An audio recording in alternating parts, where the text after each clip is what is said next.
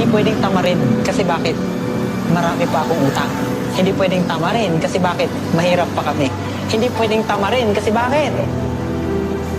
Hindi ko pa nakukuha yung pangarap ko.